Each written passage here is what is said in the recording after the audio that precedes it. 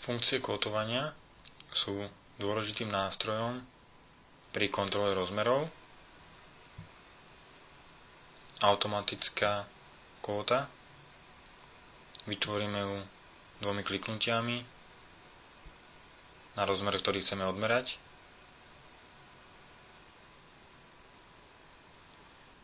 Kótovanie priemerov.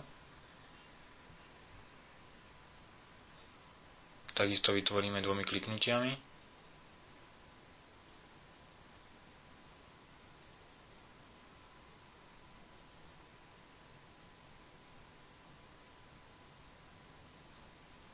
Ďalšia funkcia je kótovanie polomeru. To vytvoríme jedným kliknutím na oblúk alebo kružnicu. Kótovanie uhlov.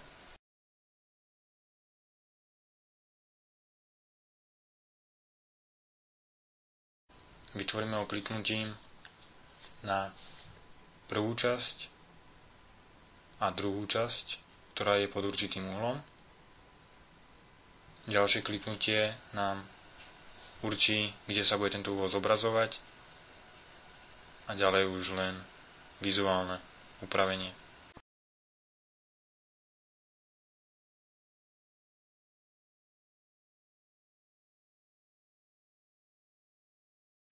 V niektorých prípadoch potrebujeme aj toleranciu alebo drsnosť. Ukážeme si, ako sa robí tolerovanie. Klikneme v mieste umiestnenia šipky tolerancie. Otvorí sa nám tabuľka, kde môžeme vybrať rôzne tolerancie. Vyberieme kruhovitosť pre priemer a zadáme hodnotu.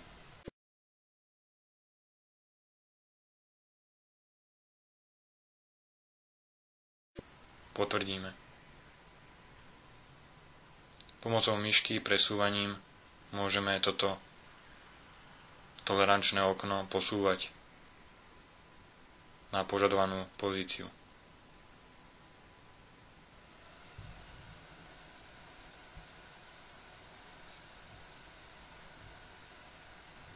Ďalej sa pod kótovaním nachádza aj písmo, či už vertikálne alebo horizontálne. Pod hornou lištou sa nám otvorí ďalšia lišta s vlastnosťami písma. Môžeme meniť hrúbku, počiarknutie alebo kurzívu, taktiež font písma. Funkcie kótovania sa využívajú hlavne pri tvorbe výkresov.